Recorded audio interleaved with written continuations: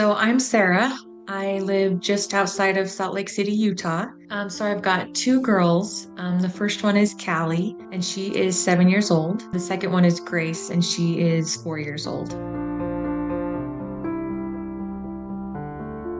Yeah, so I'll be talking today about Callie.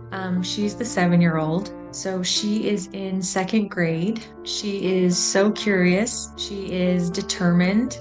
She also has empathy for people, animals, everything. She just really cares a lot about other people and is really interested in like nature and how things work.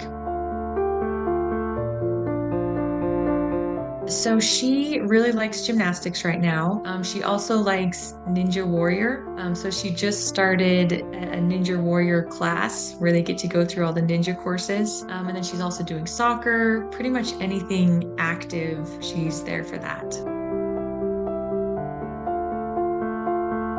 Yeah, so Callie was always a very sweet kid. She always seemed to kind of be in her own world, and I didn't know that that was an issue until she got to kindergarten. And so I expected the kindergarten transition to go smoothly. It really didn't. So Callie mostly played by herself at recess. Eventually, she stopped wanting to go to school, saying, I don't have any friends there. And then school was just overwhelming. She would come home and need 2 hours to recuperate. She'd sometimes be crying with like no real reason to like point to why she was crying. And then I also realized that, most kids were coming home from kindergarten and they could do a play date or go somewhere and they weren't so drained from school that they just had to like be by themselves for a couple of hours. So those two things, I think inattention and like emotional regulation. And then she also had a lot of stomach issues. So she had tummy aches,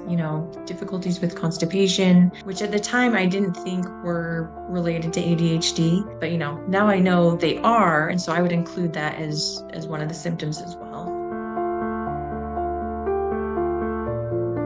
At first, I thought that this is how everyone was living, 2 hours relaxing after school, like unable to go grocery shopping. I thought this is just how hard it is, right? I feel like had changed our lives to fit this. So I knew that something had to change. And it took us a while to figure out even that she had ADHD, but we knew that things were not going well and we needed to make a change.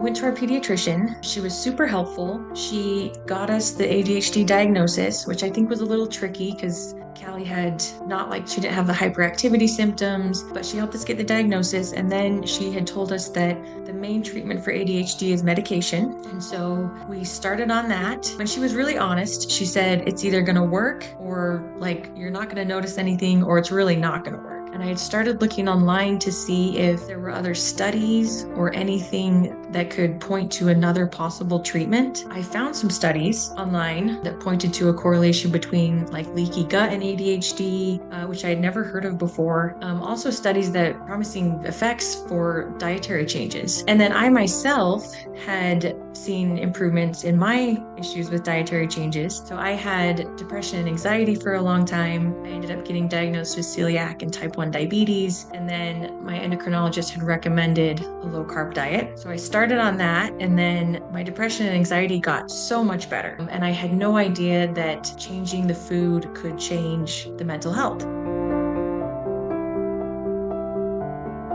So I think I was actually Googling like nutrition therapies for ADHD or something like that. And then I came across the ADHD Thrive program. I found the ADHD Thrive program. I had thought after I read all of these studies that I could then try and implement this on my own. I only had my daughter, so I couldn't compare that to anyone else. And then two, I had not researched like any of the supplements. I didn't know which labs to take. And so I think the nice thing about the ADHD Thrive program is that you guys have done all the research and you also have seen so many examples of kids. There's no other doctors or organizations who are doing it.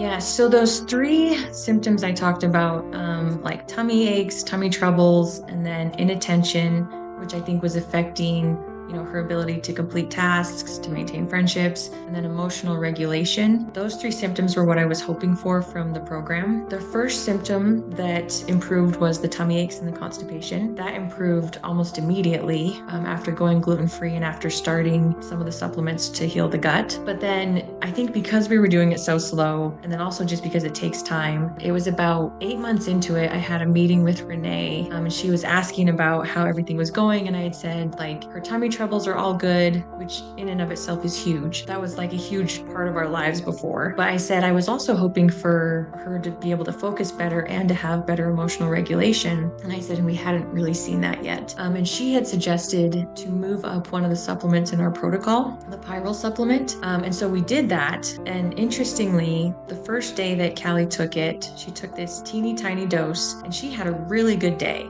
And I thought, she's having such a good day. I thought there was a couple of times where she would have had a meltdown or would have been really frustrated. And she kind of just went with the flow and nothing happened. And so I thought, that's so interesting. So I kept giving it to her. And then I thought, I'm going to kind of take her off of it just to see. And so I did. Inattention and emotional dysregulation came back. So I put her on it again and we got to like the right dosage. And it has been life-changing for her. And I have noticed too that, so if we are following, we have a good baseline diet and she's on that supplement, then her ADHD symptoms are great.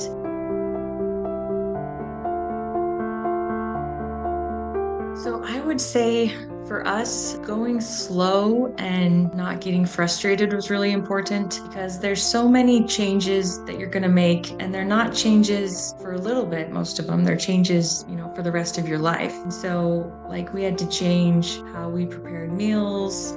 You've got to get other family members on board. You're going to change how you attend social functions, right? Like you might be bringing your own food, and like the program will help you through all of that. But there's so many changes that I think it's worth it to just pick one, do that, then pick the next one, work on that. Then my advice would be to go slow and to be patient. We started slow and we made changes one by one. And in Callie's labs, it had shown that she was being exposed to mold. And so I had kind of saved that change for further down. But about 7 months in, I was like, you know what? All of these things have been helping. I was thinking to myself, they've been right about so many things. Like, I've got to get our house tested for mold. And I did. And we did have a leaky shower and we did test high for mold. And so I think like that's a huge success story for my whole family. I would say another success is I get to see Callie really thrive. She is able to have these sustained conversations. She is able to, I feel like, progress. We're able to work on other skills for ADHD because she has this solid foundation of,